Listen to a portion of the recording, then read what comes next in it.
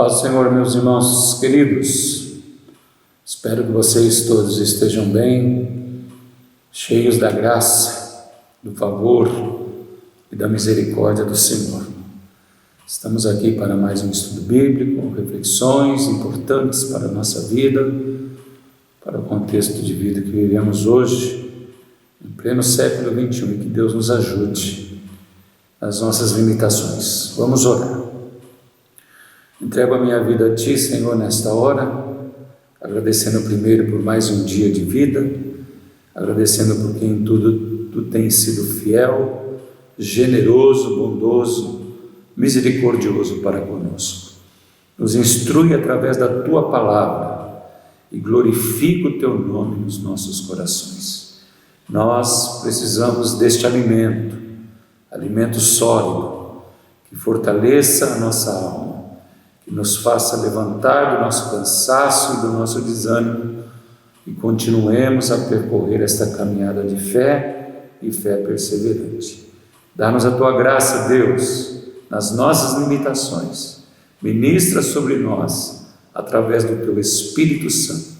É a minha oração em nome de Jesus. Amém. Então nós vamos continuar o nosso estudo que começamos na quinta passada, sobre a carta à igreja em Tiatira. Nós vimos como que Jesus se apresenta ao anjo da igreja. Ele é o Filho de Deus, deidade absoluta. Ele é aquele que tem os olhos como chama de fogo, que tudo vê, até o mais secreto da alma e do coração. E Ele é aquele que tem os pés semelhantes a latão reluzente, que mostra que Ele é juiz e que Ele vai julgar toda a terra. E nós vimos que, além de ser o bom pastor, Ele também é o juiz de toda a terra. Ele também faz menção das virtudes da igreja em Tiatira, falando do seu amor e do seu serviço, falando da sua fé e da sua perseverança, e falando que as obras atuais deles eram maiores do que as primeiras, contrastando o oposto com a igreja em Éfeso, que as obras tinham se enfraquecido quando se enfraqueceu o amor. Nós também vimos que a única igreja das 7 da Ásia que ele menciona a palavra amor, numa virtude colocada à igreja. E a nossa última pergunta foi: como é que uma igreja tão virtuosa, com amor, com serviço, com fé, com perseverança, pode ter algum defeito, pode estar em perigo? Isso nós vamos ver agora, e que Deus nos dê graça. Então vamos abrir a palavra do Senhor aí, no livro de Apocalipse, no capítulo 2, abra aí a partir do versículo 2, a partir do versículo 20, a partir do versículo 20, vamos ler? Mas tenho contra ti o tolerares que Jezabel, mulher que se diz profetiza, ensine e engane os meus servos, para que se prostituam e comam dos sacrifícios da idolatria. E dê-lhe tempo para que se arrependesse da sua prostituição, e não se arrependeu. Eis que porei numa cama, e sobre os que adulteram com ela virá grande tribulação, se não se arrependerem das suas obras. E ferirei de morte a seus filhos, e todas as igrejas saberão que eu sou aquele que sonda as mentes e os corações, e darei a cada um de vós segundo as suas obras. Mas eu vos digo a vós e aos restantes que estão em Tiatira, a todos quantos não têm esta doutrina e não conheceram, como dizem as profundezas de Satanás, que outra carga vos não porei. Mas o que tendes, retende-o até o fim, até que eu venha. e ao que vencer e guardar até o fim as minhas obras, eu lhe darei poder sobre as nações, e com vara de ferro as regerá, e serão quebradas como vasos de oleiro, como também recebi de meu Pai. Dar-lhe-ei a estrela da manhã. Quem tem ouvidos, ouça o que o Espírito diz às igrejas. Então, o que estava acontecendo em Tiatira? Estava acontecendo que havia uma grande tolerância a uma mulher que se autodenominou profetisa. O nome dela? Jezabel. Jezabel é essa mulher. Consta a história que ela pode ser mulher de um diácono da igreja, mas na verdade é ela que assumiu o púlpito da igreja, ela que ensinava as pessoas da igreja em Tiatira, e o seu estudo era enganoso. O seu estudo, diz o texto aqui, ele diz o texto, que ensine e engane meus servos, para que se prostituem e comam dos sacrifícios da idolatria. Então, o que Jezabel, na verdade, ensinava? Ensinava a idolatria. Jezabel ensinava aos servos do Senhor a comerem das festas que haviam antes naquele lugar. Então, qual é o problema disso?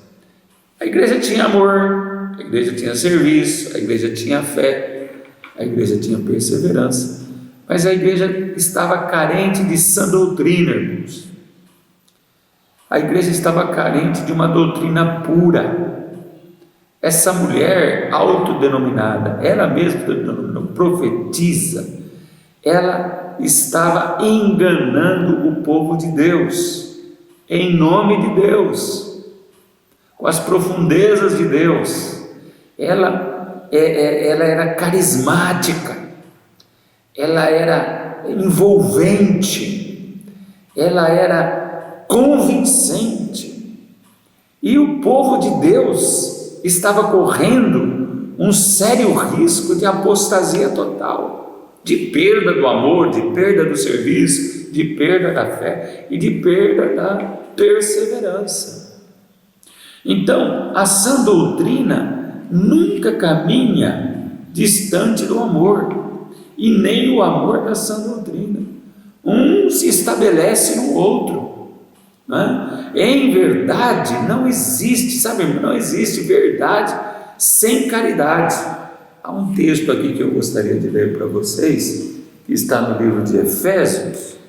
Você pode ir aí comigo ver Efésios capítulo 2, versículo 4, Efésios 4, versículo 15. Olha só o que está dizendo aqui: antes, seguindo a verdade em amor, cresçamos em tudo naquele que é a cabeça, Cristo. Então, a verdade, ela é casada com o amor. A sã doutrina, ela é unida ao amor. Então, uma igreja que não tem sã doutrina, o amor dela se torna inútil. O amor dela, o trabalho dela, depois se torna inútil. Por quê? Porque não é centralizado na sã doutrina, não é centralizado em Cristo, que é o cabeça. Então nós temos que dirigir a igreja do Senhor para que haja amor abundante. Nós temos que dirigir a igreja para que haja serviço eficaz. Nós precisamos dirigir a igreja para que haja uma compactação de fé, de paciência e de perseverança nas tribulações, no dia a dia. Mas isso nós precisamos fazer com a sã doutrina, não com falsos ensinamentos, não como o ensinamento de uma mulher como esta, Jezabel.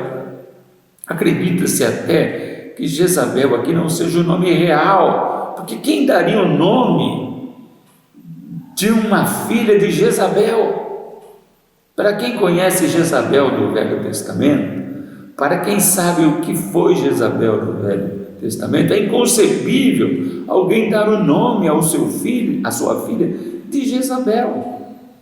Então o que está acontecendo? Está acontecendo que o anjo da igreja tolerava esses ensinamentos, tolerava esta mulher com a sua persuasão, com seus convencimentos, com o seu carisma, e não estava atentando para o que podia vir a acontecer e o que já estava acontecendo com os irmãos da igreja de Tiatira.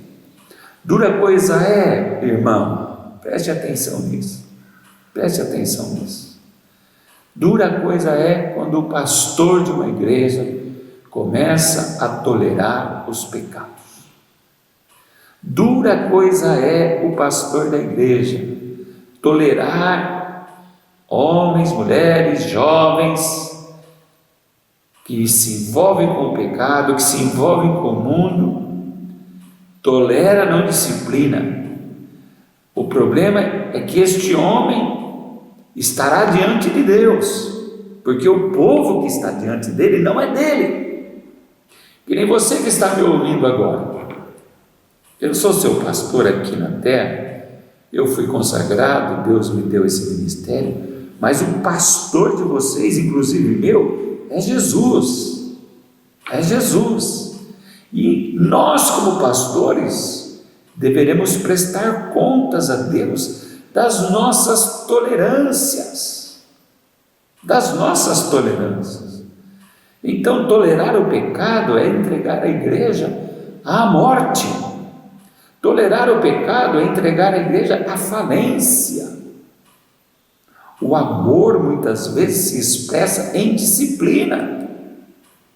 O amor se expressa muitas vezes corrigindo os erros. E nós estamos vivendo um tempo onde há abundância de tolerância ao pecado. Abundância, irmãos. Inclusive na nossa igreja. Inclusive na nossa igreja. Então, dura coisa é para um pastor, né, tolerar pecados dentro da igreja. Steve Lawson, no seu livro Alerta Final, ele contou uma história, eu até pensei em não contar, mas vou contar essa história para vocês, que define muito o que significa tolerar o pecado, assim, de uma maneira mais pitoresca. Ele diz que muitas vezes ele sai para fazer os seus estudos ao ar livre, no público, para perceber coisas e ver coisas. Ele estava comendo lanche, estava no lugar que servia lanche, e chegou uma senhora com 5 filhos. 5 filhos. Todos pediram seus lanches e começaram a comer o lanche. Daqui a pouco um joga uma batata na cara do outro. Pode ficar quieto. O outro joga outra batata. Aí o outro retribui a batata. E o outro grita, e a mãe, filhos, calma, não seja assim.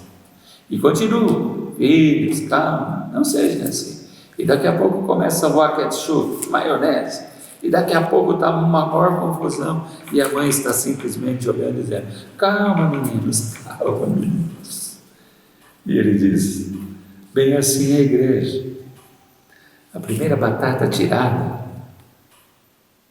que fere o irmão, a outra batata que vem em resposta vai gerando pecados, e o pastor, calma irmãos, calma irmão, calma irmãos, né? Não combate o erro. Ele falou que ele estava a ponto de sair da mesa dele lá e falar assim, não tem que disciplinar seus filhos, não pode deixar seus filhos felizes.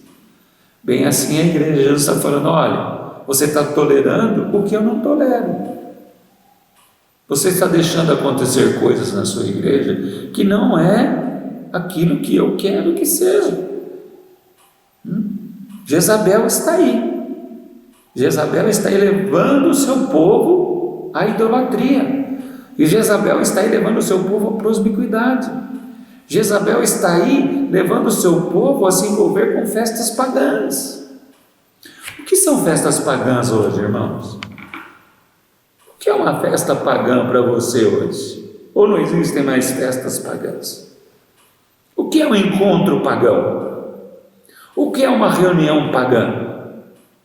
Nós precisamos pensar nisso. Deus não coabita com o paganismo. Deus não se entrelaça com o que é pagão. Ele é santo. Se Ele é santo, nós não podemos tolerar o paganismo, seja de onde vier, seja de apóstolo, seja de pastor, seja de profeta, seja de profetisa, seja de patriarca, seja de bispo, seja de qualquer pessoa. Não se pode tolerar paganismo na igreja. Até se dá uma corda para ver se arrepende, depois nós vamos ver isso aqui. Mas chega uma hora que precisa haver a disciplina. E Tiatira estava se perdendo sem sã doutrina. Nós precisamos, na nossa igreja, evidenciar as doutrinas de Cristo, a sã doutrina, a doutrina dos apóstolos, para nós não perecermos como pagãos, para sermos envolvidos com o paganismo desse mundo, deixando a sublimidade da santidade de Deus. Mas para a gente entender bem Jezabel mesmo, entender bem, a gente precisa ir lá para o Velho Testamento. Eu fiz umas anotações aqui sobre Jezabel, irmãos, e eu gostaria de ler para vocês a Jezabel lá do Velho Testamento. Então eu vou aqui para o livro de 1 Reis, se você quiser me acompanhar aí, no capítulo 18 de 1 Reis, no versículo 19, vamos ler aqui, leia comigo aí, 1 Reis 18, 19. Agora, pois, envia junto a mim todo Israel no Monte Carmelo, como também os 450 profetas de Baal e os 400 profetas de Acera, que comem da mesa de Jezabel. Olha só, os 450 profetas de Baal e os 450 profetas de Acera eram patrocinados, eram incentivados no seu trabalho por Jezabel. Então ela era uma provedora, patrocinadora de profetas de Baal, de profetas de Acera. Essa era Jezabel.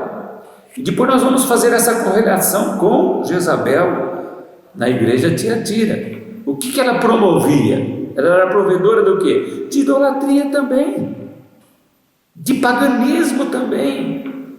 Ela defendia o paganismo na igreja em Tiatira.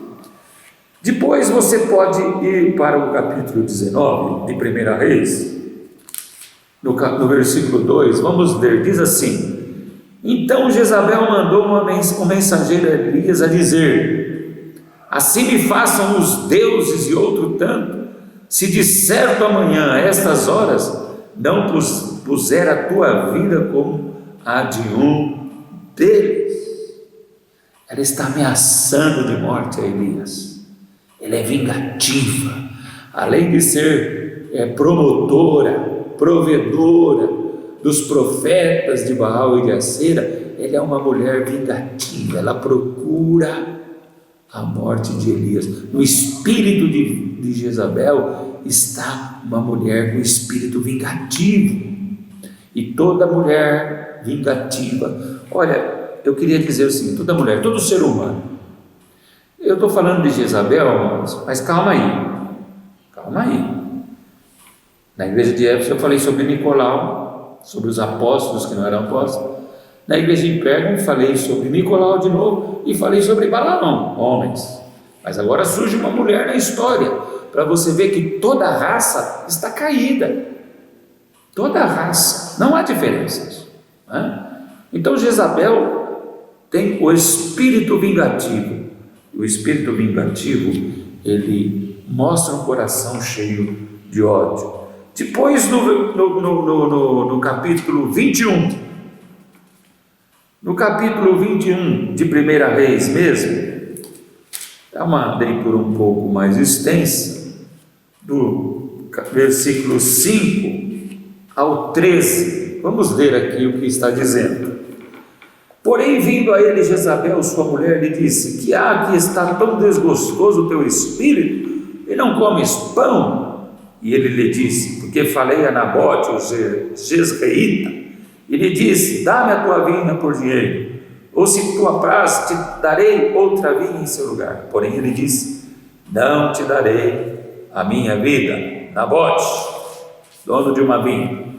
Então Jezabel, sua mulher, lhe disse: governas tu agora no reino de Israel? Levanta-te, come pão e alegra-se o teu coração, e eu te darei a vinha de Nabote, os Jezreelita. Então escreveu cartas em nome de Acabe e acerou o seu sinete, e mandou as cartas aos anciãos e aos nobres que havia na sua cidade e habitavam com Nabote. E escreveu nas cartas, dizendo: apregoai um jejum e ponde Nabote acima do povo. E pondo defronte dele 2 homens, filhos de Belial, que testemunhem contra ele, dizendo: blasfemaste contra Deus e contra o rei. Trazei-o fora e apedrejai-o para que morra. E os homens da sua cidade, os anciãos e os nobres que habitavam na sua cidade, fizeram como Jezabel lhe ordenara, conforme estava escrito nas cartas que lhe mandaram. Apregoaram o jejum e puseram Nabote acima do povo. Então vieram 2 homens, filhos de Belial, puseram-se defronte dele, e os homens, filhos de Belial, testemunharam contra ele e contra Nabote perante o povo, dizendo: Nabote blasfemou contra Deus e contra o rei. E o levaram para fora da cidade e o apedrejaram com pedras e morreu. Então enviaram a Jezabel dizendo: Nabote foi apedrejado e morreu. E sucedendo que, ouvindo Jezabel que já fora apedrejado Nabote e morrera, disse Jezabel a Acabe: levanta-te e possui a vinha de Nabote o Jezreelita, a qual ele te recusou por dar por dinheiro, porque Nabote não vive, mas é morto. E sucedeu que, ouvindo Acabe que já Nabote era morto, se levantou, desceu para a vinha de Nabote e a possuiu. Eu fiz questão de fazer essa leitura para que você perceba os passos desta mulher, como que esta mulher pensa, como que ela vê as coisas. Não é uma mulher, é uma mulher fora do padrão, dominada inteiramente pelo mal. É uma mulher má. Não perca de vista a Jezabel lá de Tiatira, porque essas características estão lá naquela Jezabel lá.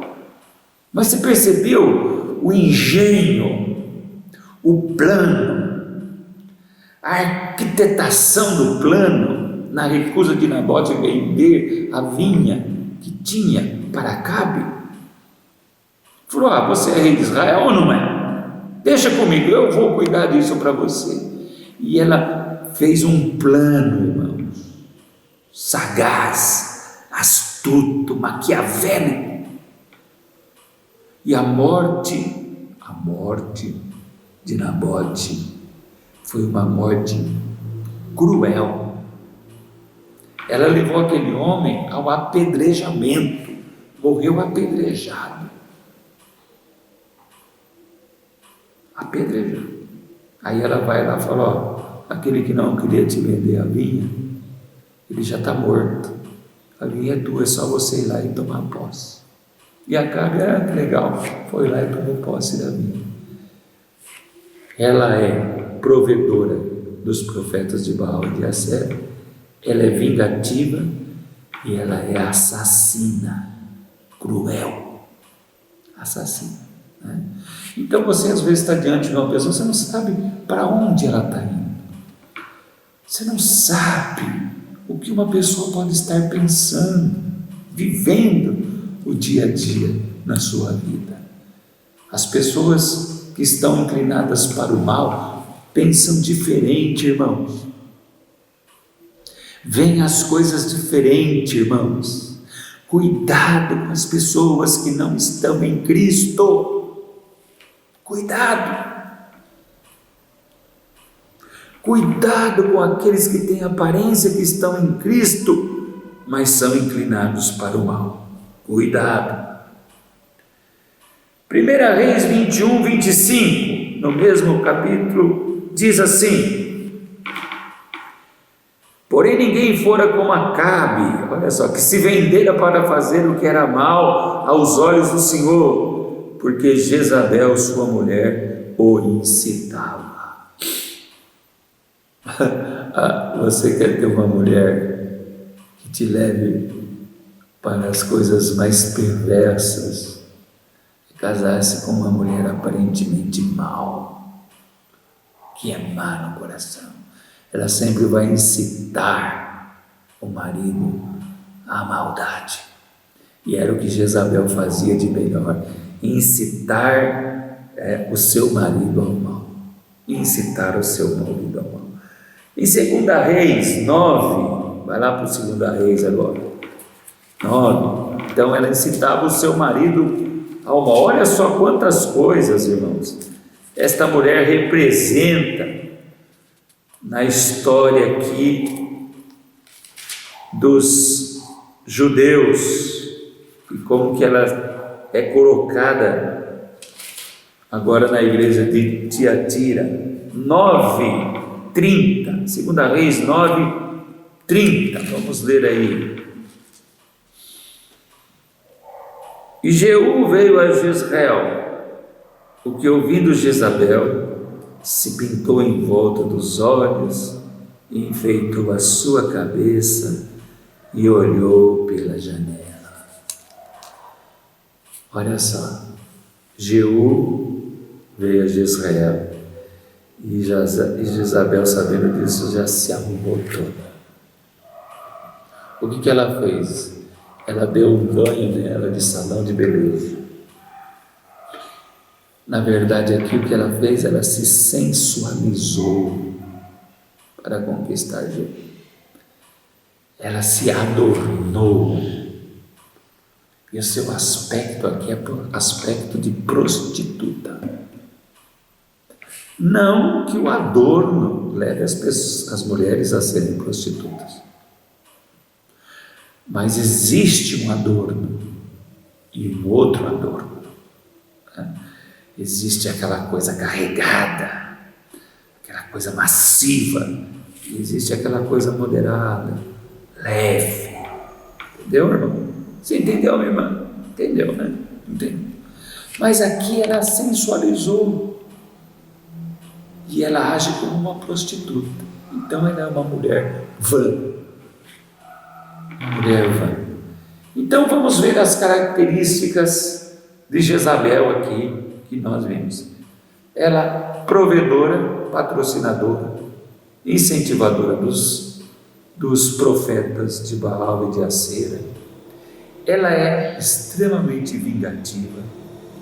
Ela é assassina. Ela incita o seu marido ao mal. E ela é uma mulher vã. Lembre-se, existe uma Jezabel na igreja em Tiatira.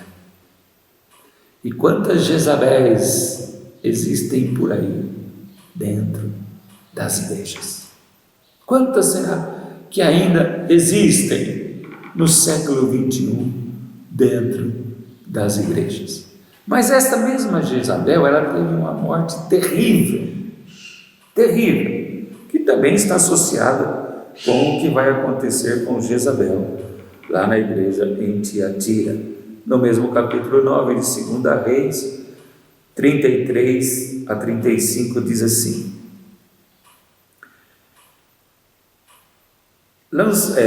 logo depois que ela se pintou, os olhos, enfeitou a cabeça, olhou pela janela.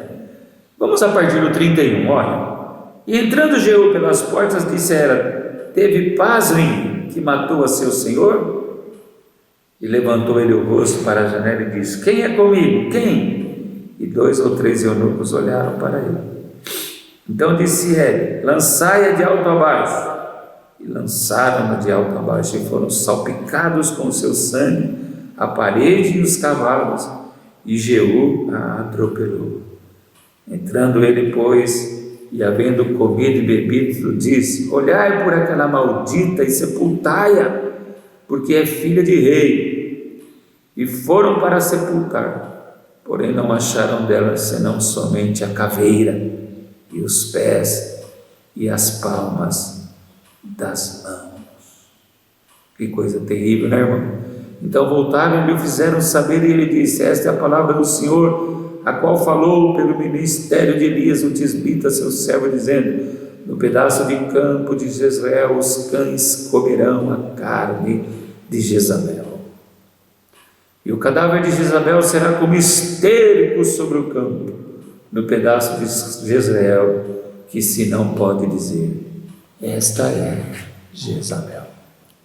Então ela que matou Nabote com uma morte cruel, ela teve uma morte ainda muito mais sofrida e cruel, a ponto de que, se olhassem para ela, depois da sua morte, depois dos cães comerem a sua carne, ninguém poderia dizer: esta aí é Jezabel.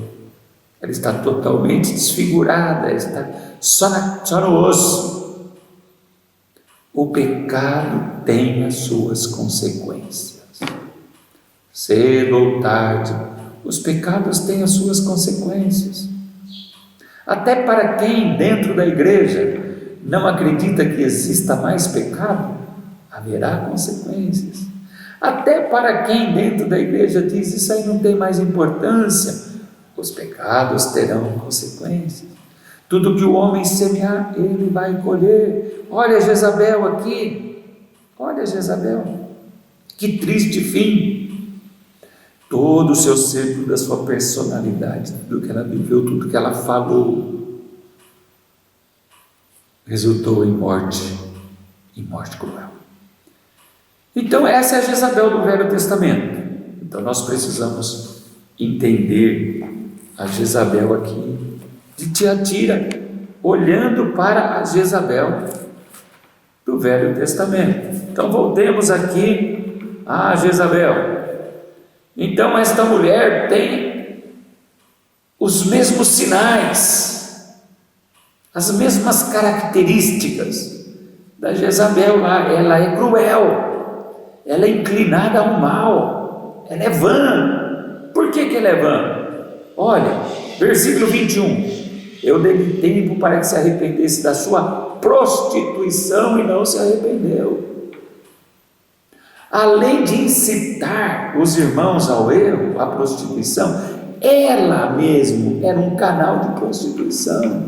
Ela é uma mulher vã. Ela é uma mulher que se dá à luxúria. Houve um tempo, e sempre haverá um tempo para se arrepender, irmãos. Deus sempre nos dá o tempo para o arrependimento. Mas esta mulher é uma mulher que tem os pés firmados, sabe aonde?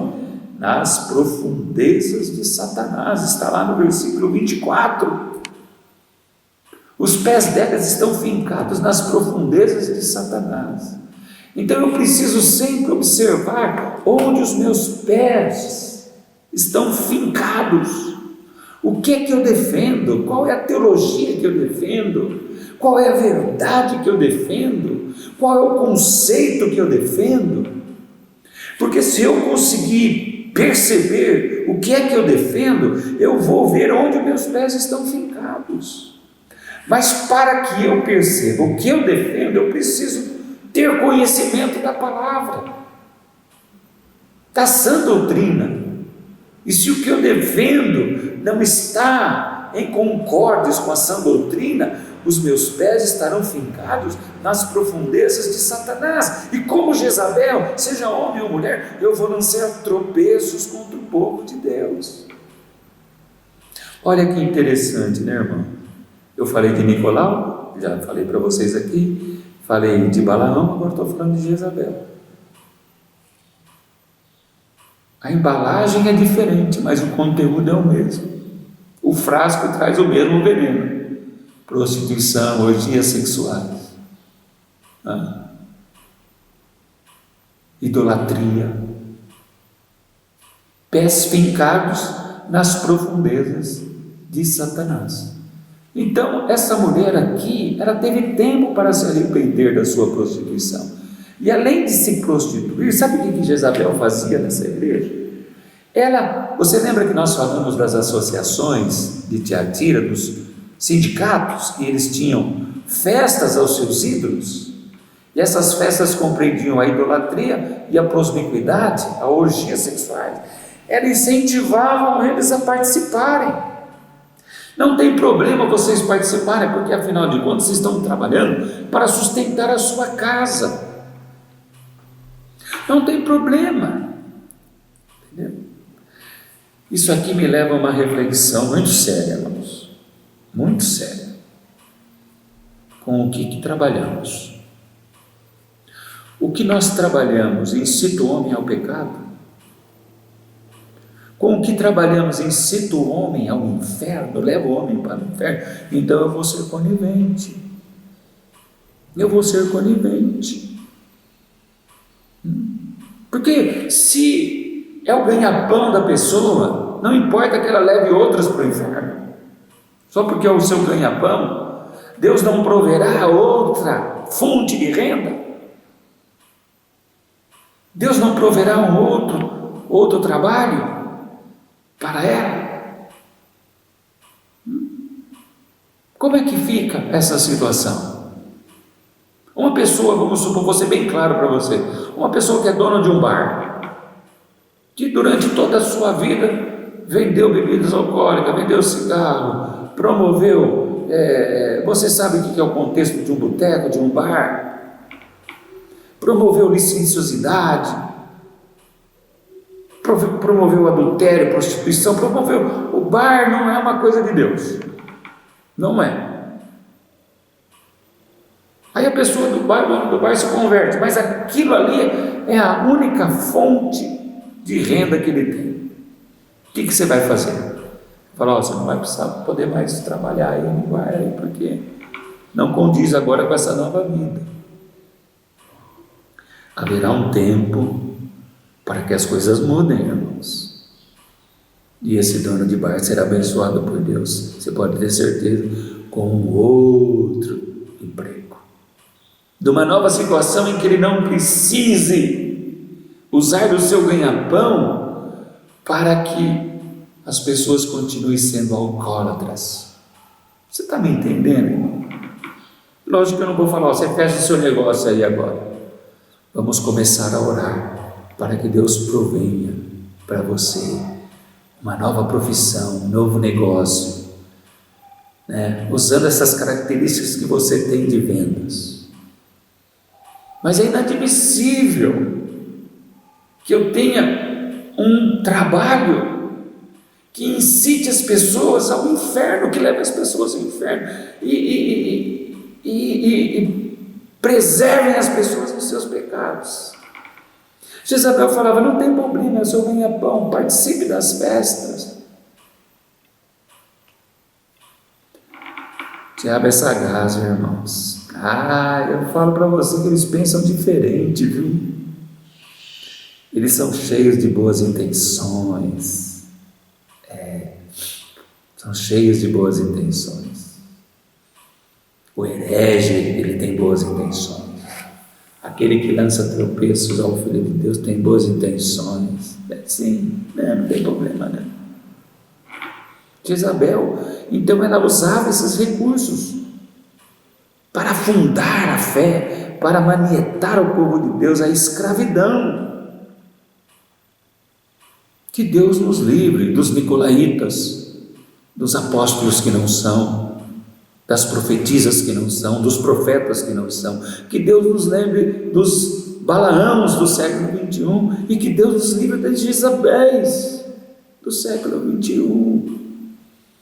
E que a igreja continue firme, santificando, irmão. Oh, amado do Senhor, amado do Senhor, por favor, veja, discirna o que está diante de você, porque parece que a história está se repetindo, irmãos. assim como nos dias de Noé. Casavam, davam-se em casamento, estavam todos distraídos, bebiam, comiam. Assim será a volta do Filho do Homem. O dilúvio veio, embora Noé tivesse pregado 120 anos que o dilúvio viria, eles permaneceram distraídos.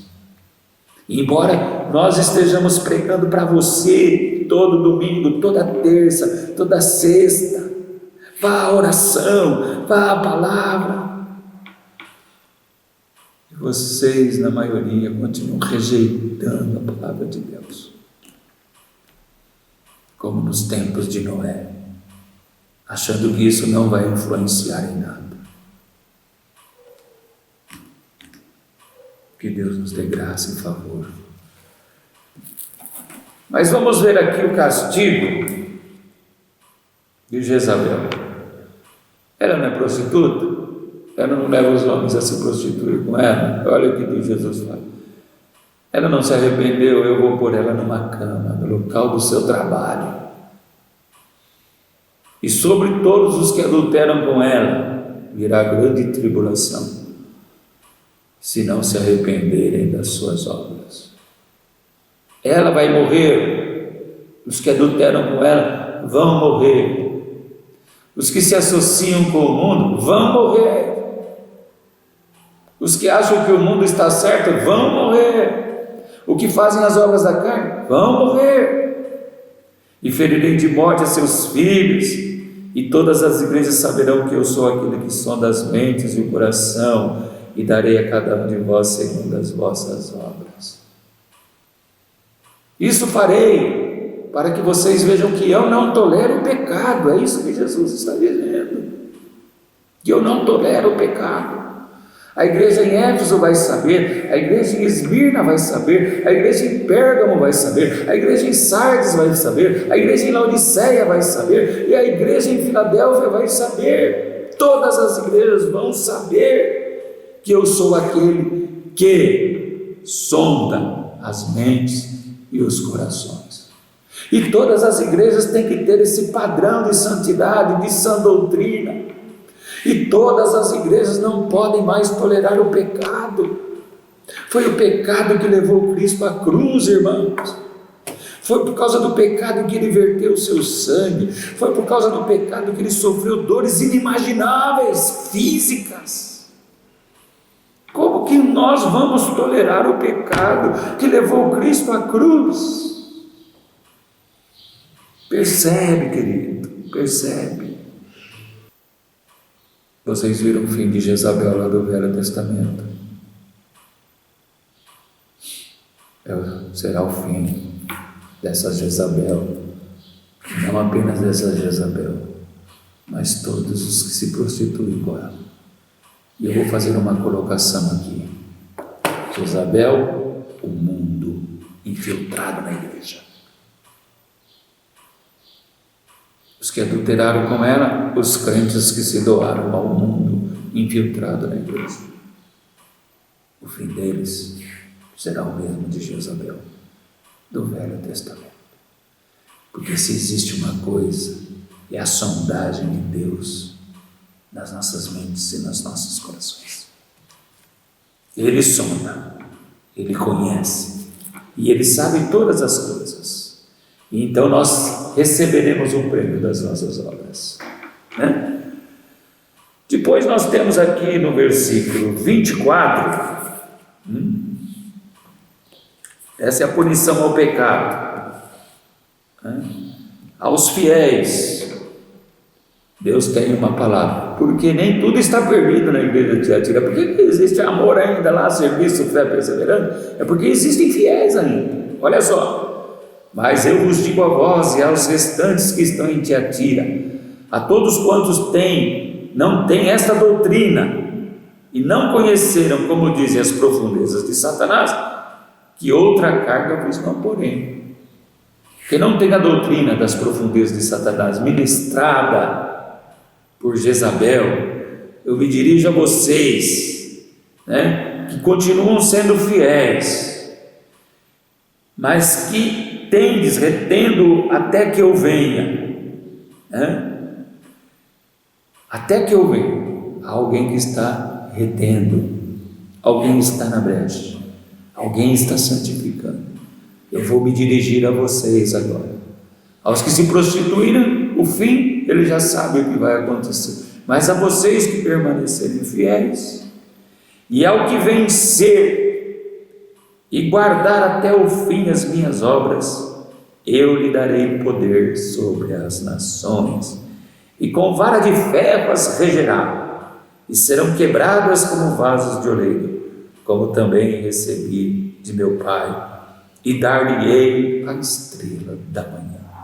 Vamos primeiro entender aqui o que é dar a nós, aos fiéis, poder sobre as nações. O próprio Cristo cita a Escritura no livro de Salmos, no capítulo 2, vai lá para Salmos agora, no capítulo 2,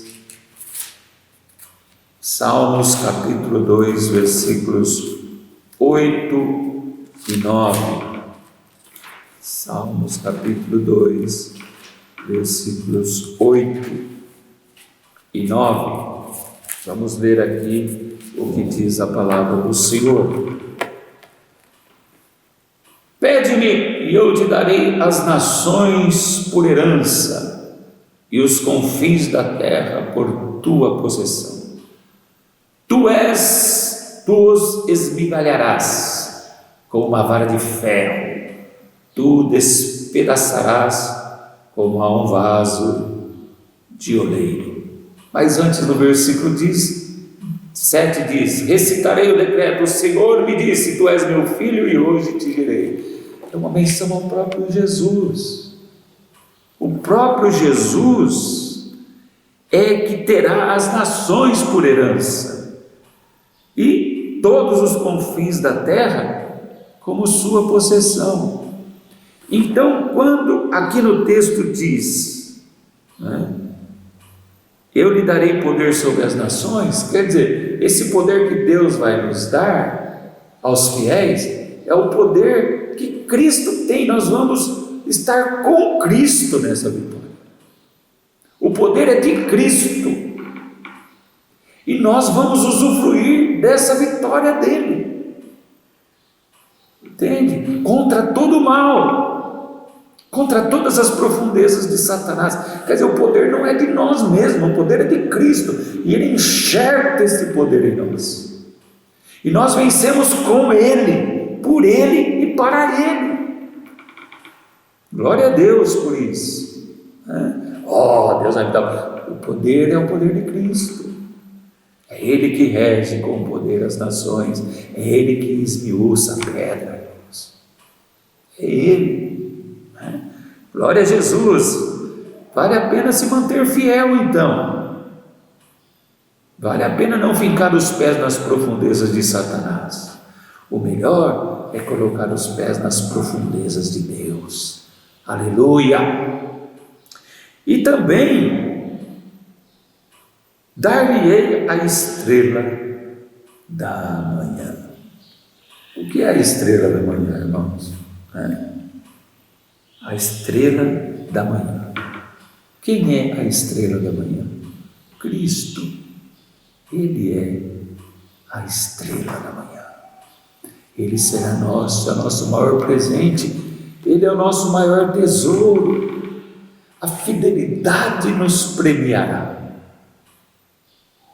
A fidelidade nos premiará com o maior de todos os tesouros, a estrela da manhã, Cristo em nós.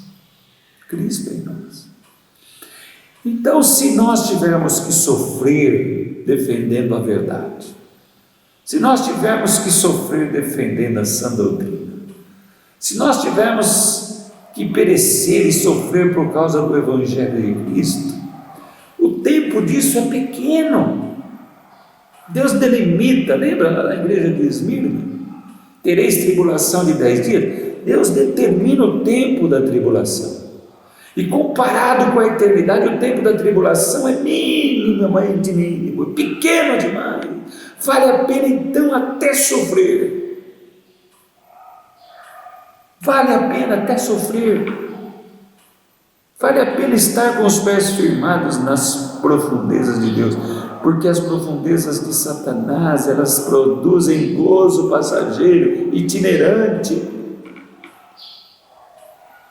Porque no fim de tudo, eternamente e para todo sempre, não haverá mais profundezas de Satanás, nem sofrimento, nem perseguição, nem pressão, nem morte.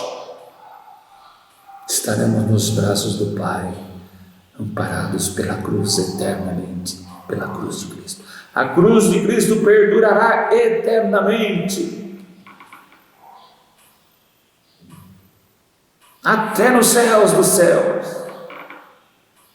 até no Santo dos Santos.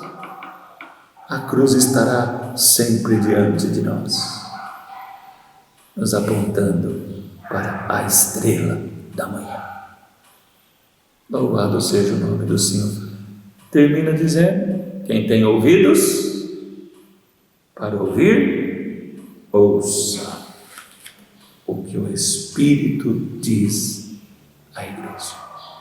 Você tem ouvido alguma Jezabel por aí, irmão? Você tem ouvido algum Balaão por aí, algum Nicolau por aí? Cuidado, irmão. Eles têm cara de anjos, são educados, são astutos, mas no fim, sabe o que eles são? Inimigos da cruz de Cristo. Então veja onde você coloca os seus pés. Volte sempre para Deus. Deixa Deus prover a sua vida. Seja fiel. Seja fiel até a morte. Amém, queridos? Eu tenho certeza que o que eu não pude dizer ao teu coração, segundo a tua necessidade, o Espírito Santo o fará. Amém? Glória a Deus. Mais uma vez, mais um momento, mais um instante. Mais amor, mais fé, mais misericórdia, mais compaixão. É assim que tu operas em nós, Deus. E nós te louvamos, te bendizemos e agradecemos por tudo que tu és em nossas vidas. Sustenta a Igreja Batista Vida Abundante, seus membros, no amor, no serviço, na fé, na perseverança, fundamentados na sã doutrina, que possamos discernir os caminhos enganosos de Satanás, quando ele usa pessoas, homens, mulheres e mulheres que se dizem líderes, homens e mulheres que se dizem profetas e profetisas, apóstolos e apóstolas. Ó Deus, que a Igreja Batista Vida Abundante cresça em graça e conhecimento do Senhor Jesus, e seus ministérios sejam ministérios atuantes, para que ao seu redor todos venham a conhecer que Jesus Cristo é Senhor e Salvador, para a honra e glória de Deus Pai, e confessem esta verdade para a tua glória, Senhor. Nós te louvamos, te bendizemos e oramos em nome de Jesus. Amém. Deus te abençoe, meu querido irmão, e até quinta-feira de novo com nossos estudos bíblicos. Abraço.